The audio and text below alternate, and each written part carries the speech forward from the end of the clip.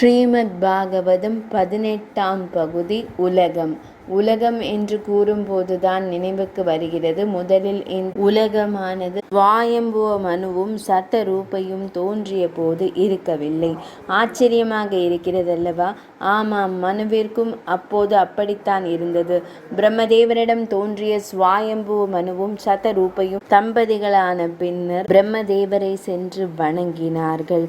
மனு பிரம்மதேவரிடம், பிரம்மதேவரே, இனி நாங்கள் செய்ய வேண்டிய கடமைகள் குறித்து கூறுங்கள் என்று கேட்டனர். பிரம்மதேவர் அவர்களிடம், மனுவே, தாமும் சத்தரூபையும் இணைந்து மக்களை பெற்று இனவிருத்தி செய்து பூமியாகிய உலகத்தை ஆண்டு வாருங்கள் என்று கட்டளையிட்டார். மனு அதனை செவிமடுத்து திகைத்தார். பூமியா? அது எங்கே இருக்கிறது? என் விழிகளில் தென்படவில்லையே என்று கேட்டார். பிரம்மதேவருக்கு அப்போதுதான் பூமி பிரளய வெள்ளத்தில் மூழ்கி கிடப்பது நினைவிற்கு வந்தது. மனுவும் சத்தரூபையும் மக்களை பெற்று வாழ வேண்டுமானால் பூமியாகிய உலகம் வேண்டும். ஆனால் அதுவோ நீருக்குள் மூழ்கி கிடக்கிறது. அதை எப்படி வெளியே கொண்டு வருவது என்று சிந்தித்தார். வழி ஏதும் தோன்றாததால் கவலையில் மூழ்கினார். பகவானை பிரார்த்தனை செய்து விழிமூடி தியானித்தார். அப்போது பகவான் ஸ்ரீ மகாவிஷ்ணு பிரம்மதேவரின் மூக்கு துவாரத்தின் வழியாக கட்டை விரல் அளவுள்ள சிறிய கேழல்முக வடிவம் கொண்டு, அதாவது பன்றி வடிவத்தில் வெளிப்பட்டார்.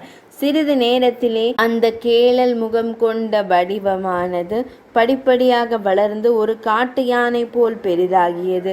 பகவான் எடுத்த அந்த அவதாரமே வராக அவதாரம் என்பதை உணர்ந்த பிரம்மதேவர், மரீச்சி முனிவர், இன்னும் பல முனிவர்களும் சிலிர்ப்புடன் பகவானை வணங்கி போற்றினார்கள்.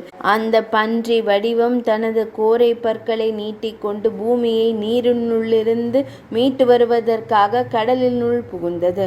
நீந்தியபடியே பாதாள லோகம் சென்று பூமி மூழ்கி கிடந்த இடத்தை கண்டறிந்து இரு கோரை பற்களால் பூமியை மீட்டு தூக்கியது.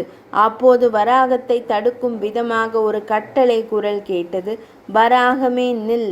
இந்த பூமி பாதாள லோகத்தில் வாழ்பவர்களுக்காக பிரம்மதேவர் படைத்தது. மரியாதையாக அதை அங்கே வைத்துவிட்டு வந்து என்னோடு யுத்தம் செய் என்றது.